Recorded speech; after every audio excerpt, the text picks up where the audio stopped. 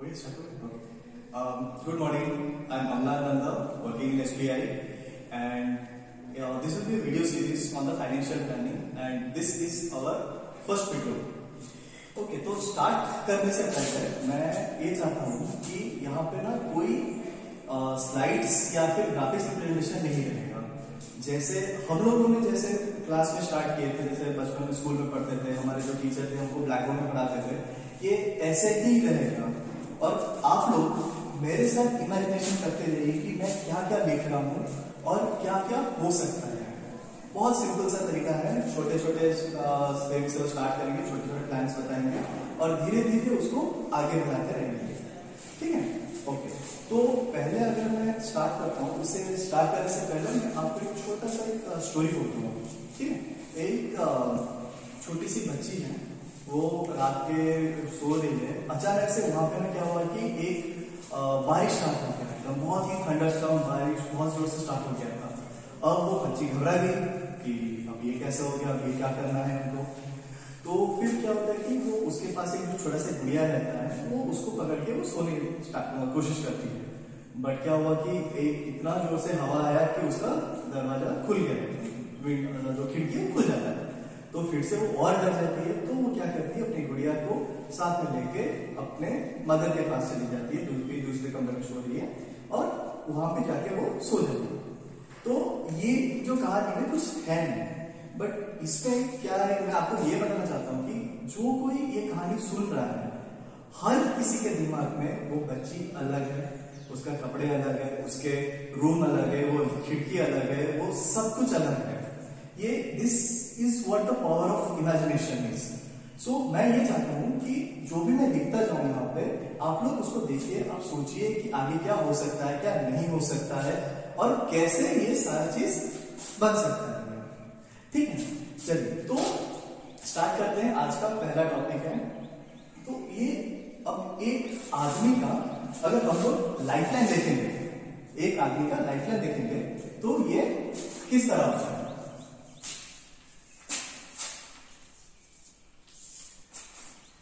Let's assume एक आदमी जो होता है वो 80 इयर्स तक जिंदा रहता है। तो ये अगर उसका मैं बड़ा सा लाइफलाइन ड्रॉ करता हूं, तो ये हो गया 0, ये हो गया उसका 80, बीच में आता है उसका 40, फिर यहां पे आएगा 20, 60। ओके, ये पूरा आ रहा है ना। ओके, तो देखिए ये पूरा लाइफलाइन में एक आदमी का क्या होता है, 22 साल तक, ये होता है 30, ओके, 22 साल तक उसका पढ़ाई खत्म हो जाता है, स्कूल कॉलेज सब अपनी हंसी मजाक जिंदगी 22 साल तक। बाय द टाइम उसका वो 28 को आता है, उसके घर वाले जबरदस्ती उसका शादी करा देते हैं। तो ये हो गया उनका मैरिज। अब शादी हो गया, शादी होने के बाद आप कब प्लान करेंगे, 30 में बच्चे प्लानिंग करेंगे। और नया नया शादी हुआ, अभी बच्चे आ गए हैं, फैमिली बढ़ रहा है, तो आपको कार खरीदना है, तो आप कार की प्लानिंग कब तक कर सकते हैं, यहां पे होगा आपका कार का प्लानिंग 32, समथिंग अराउंड 32। फिर जब आपको एज आता है 55, अभी आपको क्या चाहिए, अपना घर होना चाहिए, आपका थोड़ा सा प्रमोशन भी हो गया है, सैलरी बढ़ गया है, अभी आप प्लानिंग कर सकते हैं घर के लिए। तो ये होता है आपका, यहां से आपका स्टार्टिंग होता है घर खरीदने का। फिर जब आप यहाँ पे आ जाएंगे, मतलब 45 में, ये हो गया 50, जब यहाँ पे आप आ जाएंगे 45, आपके जो बच्चे हैं वो उनका 10th प्लस 2 सब खत्म हो गया होगा। तो अगर आपके पास पैसा है तो यहां से आप वो मैनेज कर सकते हैं, एजुकेशन बहुत कॉस्टली हो गया है। बट अगर नहीं है तो आप यहां से आपका क्या स्टार्ट हो जाएगा, बच्चे के लिए एजुकेशन लोन। ठीक है, फिर जब यहां पे आप आ जाएंगे 55, अभी आपके बच्चे का भी एज हो गया होगा 25, 26, 28 जो भी है, तो यहां पे आपको क्या करना पड़ेगा, आपका किड्स का मैरिज प्लानिंग करना है। तो और जब 60 के हो जाएंगे तो almost all responsibilities will be over by the time you reach 60। तो 60 में आपको क्या करना है, आराम से बस रिटायर करना है। तो ये जो सारा, इसके बाद बस अपना जिंदगी खुद जीना है। तो ये जो है एक आदमी का रियल जो रिस्पॉन्सिबिलिटीज रहता है वो किस एज से किस एज आता है। देखिए यहां से यहां होता है रिस्पॉन्सिबिलिटी का एज। आप या फिर मतलब चाहे लेना चाहे या ना चाहे आपको लेना पड़ेगा। This is the type of responsibility.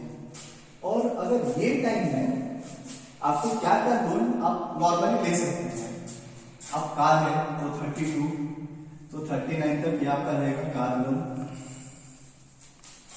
ठीक है। अब आप घर प्लानिंग करेंगे यहाँ तो एटलीस्ट 15-20 साल आपको तो घर देना पड़ेगा। तो ये हो गया आपका होम लोन। फिर अगर आपका बच्चे को पढ़ाई करना है ऐसा कुछ रहेगा तो ये आपका रहेगा फिर से एजुकेशन लोन। अब इतने सारे लोन के चक्कर में इस बीच में अगर आपको कुछ हो जाता है, ठीक है, मतलब आप इतना सारा लोन ले रखे हैं, इतना रिस्पॉन्सिबिलिटी है, you are the bread earner of the family, और इस बीच में आपको कुछ हो जाता है, मान लीजिए कि यहाँ पे आपको कुछ हो गया, तो ये सारा जो रिस्पॉन्सिबिलिटी है, फाइनेंशियल रिस्पॉन्सिबिलिटी है, वो किसके ऊपर आ जाएगा? सीधा आपके स्पाउस के ऊपर आ जाएगा। तो आपको ये ख्याल रखना है कि अगर आप रहें तो ठीक है, वो आपका फैमिली का रिस्पॉन्सिबिलिटी आपको खुद लेना है, पर आप ना रहे तब भी आपका फैमिली को फाइनेंशियली बर्डन ऐसा कुछ नहीं होगा। अगर आपने मिर्जापुर का सीजन 2 देखा होगा तो वहां पे बहुत बढ़िया सा डायलॉग लिखा हुआ है कि तकलीफ उन्हें नहीं होती जो चले जाते हैं, तकलीफ उन्हें होती है जो पीछे रह जाते हैं। तो ये आपका जो रिस्पॉन्सिबिलिटी है, आपका जो भी बर्डन है, आप जब अगर आप जिंदा नहीं रहते हैं तो एटलीस्ट आपका फैमिली ये बर्डन नहीं लेना चाहिए, ठीक, ओके। तो ये हो गया प्रॉब्लम। तो इसका सलूशन क्या है? इसका एक बहुत ही बढ़िया सा सलूशन है, इसको मैं मिटा देता हूं फिलहाल।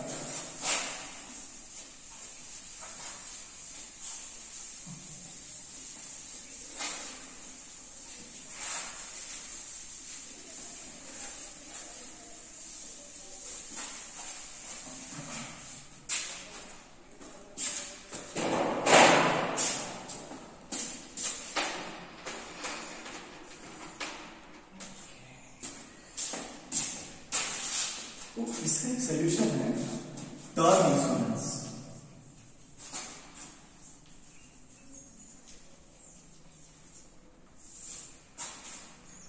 टर्म इंश्योरेंस क्या है? इसमें आपका प्रीमियम बहुत ही कम रहेगा और आपका जो सम एश्योर्ड है बहुत ज्यादा रहेगा। मान लीजिए कि आपका एज है 30 इयर्स और आप चाहते हैं कि 1 करोड़ का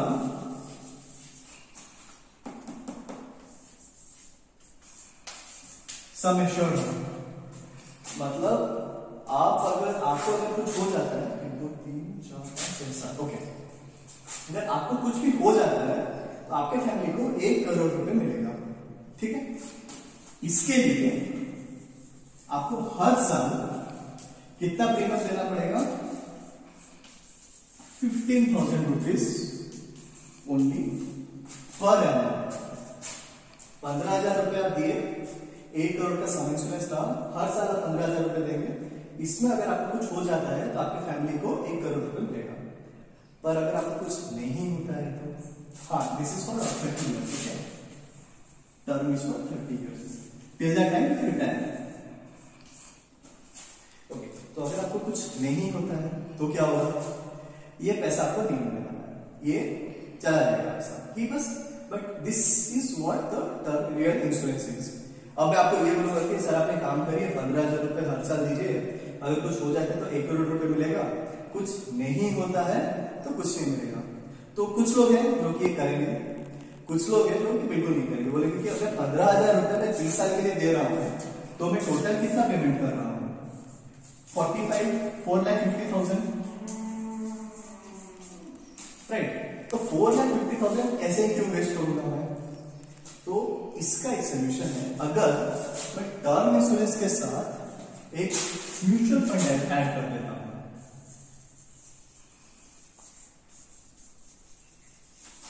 टर्म इंश्योरेंस के साथ अगर मैं क्या करता हूं, म्यूचुअल फंड ऐड कर देता हूं, तो इसमें क्या चेंजेस होगा?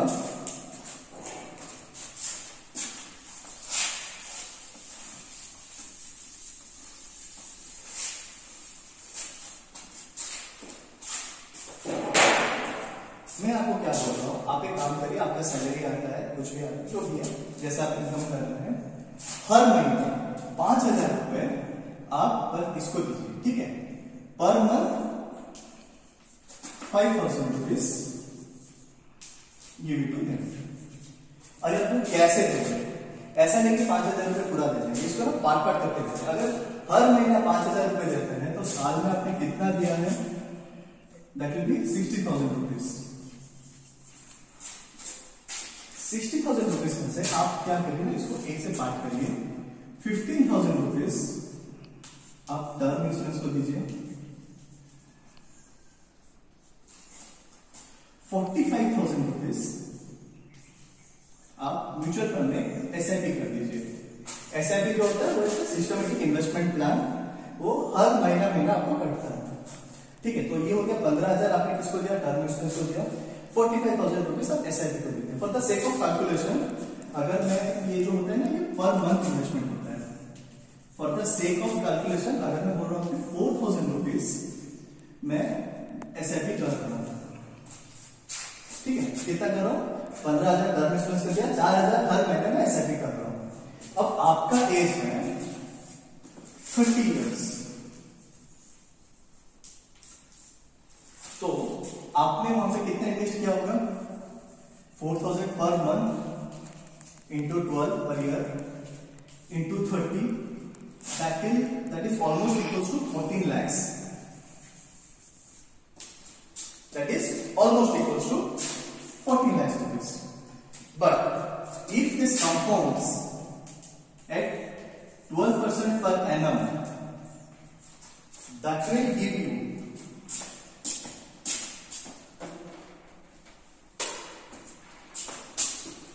if this compounds at 12% per annum, that will give you at the end of by the time you reach 60, 1 crore 40 lakhs. 4,000 रुपए हर महीने आप म्यूचुअल फंड में इन्वेस्ट करते रहिए 30 साल तक। 12% के हिसाब से आपको 14 लाख का 1 करोड़ 40 लाख रुपए आएगा, ठीक है। तो ये this is the power of compounding in mutual funds. तो जितना आप लंबा करेंगे उतना आपको फायदा मिलेगा, उतना रिटर्न मिलेगा, ठीक है। चलो अभी एक कैलकुलेशन करते हैं कि किस तरह आप दोनों तरफ से बेनिफिट पा सकते हैं।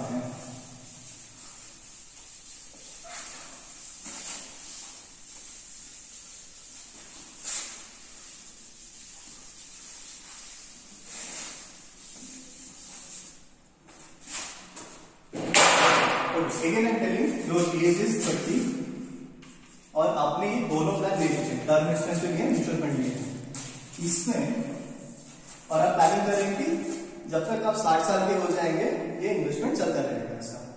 तो आफ्टर 30 साल से 60 साल तक जो 30 इयर्स का गैप है उसमें से दो चीज कांस्टेंट है, इधर आप जिंदा रहेंगे या फिर मर जाएंगे, ठीक है। अगर मान लीजिए कि आप पूरा जिंदा रहते हैं और यहां पे अगर आप मर जाते हैं, तो अगर आप पूरा जिंदा रहते हैं तो मैंने जैसे बताया था आपको 14 लाख का जो इन्वेस्टमेंट है that will come around 1 crore 40 lakhs, ठीक है। तो यहां पे आपको कितना मिलता है?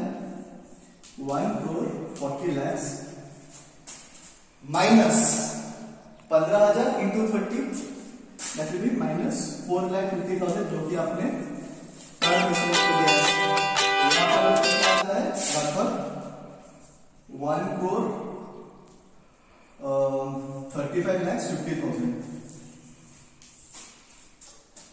ठीक है। तो ये आपका पैसा है, जब रिटायर करेंगे ये आपके पास रहेगा।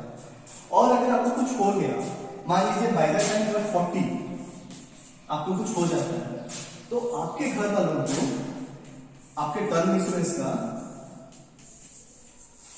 1 करोड़ रुपए तो मिलना ही है, प्लस जो भी आपने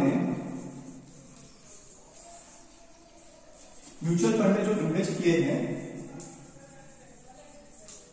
विथ इंटरेस्ट, ये भी आपको मिलेगा। मतलब इधर वे आप हैं, ये आपको पैसा मिलने वाला है, आप अगर कुछ हो जाता है तब भी आपको 1 करोड़ के ऊपर मिलने वाला है। तो कुछ भी हो जाए आपको लॉस नहीं है। जितना आप इन्वेस्टमेंट करते जाएंगे, जितना ये सोचेंगे कि टर्म इंश्योरेंस और म्यूचुअल फंड मिला के कर रहे हैं, तो ये फायदा आपको मिल सकता है। अगर आप चले भी जाते हैं ना, आपका फैमिली को ये प्रॉब्लम नहीं होगा अगर उनके पास पैसा है, एटलीस्ट फाइनेंशियल बर्डन तो नहीं रहेगा। और फिर मान लीजिए कि आपके वाइफ वर्किंग नहीं कर रही है और उनको 1 करोड़ रुपए मिल भी रहा है और उनके दिमाग में कुछ भी नहीं आ रहा है कि मैं ये पैसों का क्या करूं, कैसे इसको यूटिलाइज करूं, कुछ भी करूं, तो अगर ये 1 करोड़ रुपए बैंक में एज ए TDR रखते हैं, TDR मतलब जो मंथली इंटरेस्ट आता है, तो उनको हर महीने 60,000 रुपीज एज ए इंटरेस्ट आएगा। हर महीने 60,000 रुपीज एज ए इंटरेस्ट आएगा और ये this is almost equivalent to salary. और उसमें से अगर ये 50,000 रुपए में अपना काम चला रही है और 10,000 रुपए फिर से म्यूचुअल फंड में डाल रही है और लॉन्ग टर्म में उनको और भी फायदा हो सकता है। Okay, this is the conclusion of the first video. Thank you so much for watching this video. अगर आप ये फेसबुक में देख रहे हैं तो इसको शेयर करिए, आपके फैमिली मेंबर्स को दिखाइए, आपके दोस्तों को दिखाइए, आपका लाइफ सिक्योर बनाइए। और अगर ये आप यूट्यूब में देख रहे हैं तो प्लीज लाइक, फॉलो, सब्सक्राइब और शेयर करते रहिए, ठीक है। और कुछ आपको कुछ जानना है, कुछ भी डाउट हो, हाँ, और एक बात, जैसे कि मैं स्टेट बैंक में काम करता हूँ, तो मैं ये चाहता हूँ कि आप अपना नियरेस्ट स्टेट बैंक ब्रांच को जाइए, वहां पे जो भी ब्रांच मैनेजर है उनसे मिलिए और तुरंत ये टर्म इंश्योरेंस और म्यूचुअल फंड दोनों मिला के एक प्लानिंग स्टार्ट कर दीजिए। और यूट्यूब में आप देख रहे हैं तो इसको लाइक, फॉलो, सब्सक्राइब सब जरूर कीजिएगा और अपने दोस्तों को भी बांटिएगा। Okay, thank you. अगली नेक्स्ट वीडियो तक बाय बाय।